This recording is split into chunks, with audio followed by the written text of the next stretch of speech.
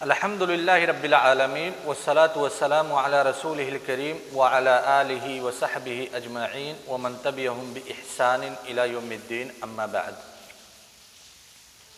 شباب، کل کے درس میں جو ہمارا موضوع تھا وہ موضوع تھا کہ اسلام کا اقتصادی نظام بہتر کیوں ہے، اس کے بہتر ہونے کے اسباب کیا ہیں، اور پھر جب اسلام کا اقتصادی نظام اتنا بہتر ہے تو پھر دنیا اس نظام کا فالو کیوں نہیں کر رہی ہے، اس کے اسباب کیا ہیں۔ آج ہم منتقل ہوتے ہیں، یہ ملکیت کی بحث چل رہی ہے، اس لیے آج کے درس کا جو عنوان ہے وہ ملکیت کی تقسیم، ملکیت کے انواع۔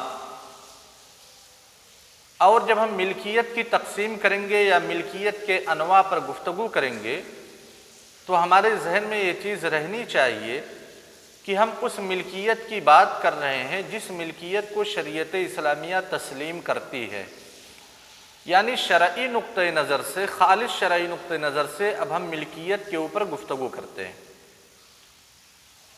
سمجھ رہے ہیں شباب؟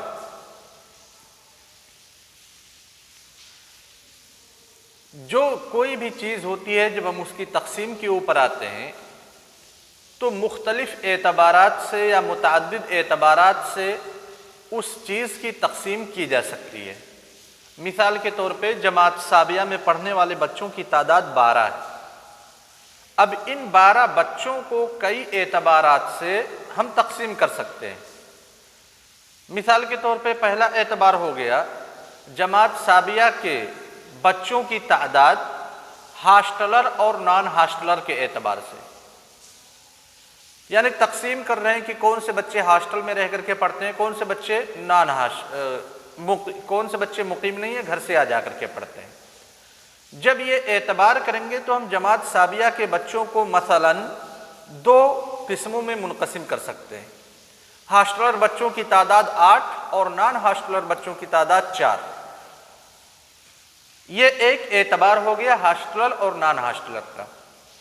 دوسرے اعتبار سے بھی ہم تقسیم کر سکتے ہیں ان بچوں کو، ان کے درجات کے اعتبار سے، پاس اور فیل ہونے کے اعتبار سے، کہ جماعت ثابیہ کے 12 لڑکے ہیں، پاس اور فیل ہونے کے اعتبار سے ان 12 لڑکوں کو 2 حصوں میں بانٹا جا سکتا ہے۔ پہلا حصہ یا پہلی قسم وہ لڑکے جو پاس ہیں ان کی تعداد 10 ہے۔ دوسری قسم وہ لڑکے جو فیل ہیں ان کی تعداد 2 ہے۔ جتنا بھی ہم اعتبارات کرتے جائیں گے تقسیم کا جو بیلنس ہے وہ مختلف ہوتا جائے گا۔ سمجھ رہے ہیں نا شباب؟ تو ایسے ملکیت ایک چیز ہے، اس ملکیت کی ہم تقسیم کر رہے ہیں متعدد اعتبارات سے۔ سب سے پہلا اعتبار ملکیت کی تقسیم میں ملکیت کی حقیقت کے اعتبار سے۔ جب ملکیت کی تقسیم ہم کریں گے ملکیت کی حقیقت کے اعتبار سے تو ملکیت کی 2 قسمیں ہوں گی، ایک ملک تام اور دوسرا ملک ناقص۔ یعنی ایک انسان مالک ہے کسی چیز کا، اس کے ملک کی حیثیت کیا ہے؟ کیا وہ کلی طور پہ مالک ہے یا جزئی طور پہ مالک ہے؟ اگر کلی طور پہ مالک ہے تو اسے ملک تام کہتے ہیں، اور اگر جزئی طور پہ مالک ہے تو اسے ملک ناقص کہتے ہیں۔ یعنی ملک تام میں جس چیز کا مالک ہے اس چیز میں وہ مطلق تصرف کرنے کا اختیار رکھتا ہے۔ کوئی بھی سامان ہوتا ہے تو اس میں 2 چیزیں ہوتی ہیں، ایک ہوتا ہے سامان کا عین جس کو عربی زبان میں رقبہ بولتے ہیں، بذات خود وہ سامان۔ مثال کے طور پہ موبائل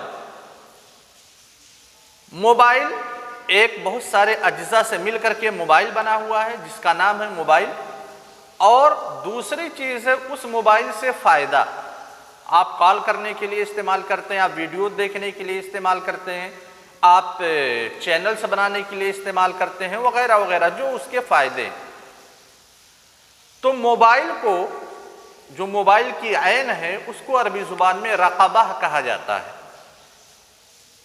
اور جو موبائل کا فائدہ ہے اس کو عربی زبان میں منفعہ کہا جاتا ہے۔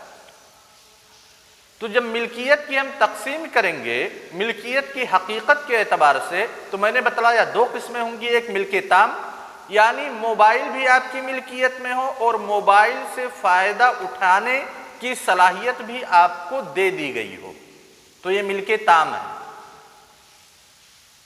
اور ملک ناقص کہ آپ کلی طور پہ جو چیز آپ کی ملکیت میں آ رہی ہے کلی طور پہ اس سے فائدہ نہ اٹھا سکیں بلکہ جزوی طور پہ فائدہ اٹھائیں، یا تو آپ صرف موبائل کے مالک ہو لیکن آپ کو یہ اختیار نہ دیا گیا ہو کہ موبائل سے آپ فائدہ اٹھائیں، یا تو آپ موبائل سے فائدہ اٹھا سکتے ہیں لیکن موبائل کے آپ مالک نہ ہوں۔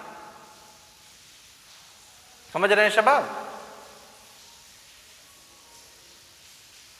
ملک تام اور ملک ناقص۔ ملک ناقص کو ہمارے بعض فقہاء اکرام ملک ضعیف بھی کہتے ہیں۔ شباب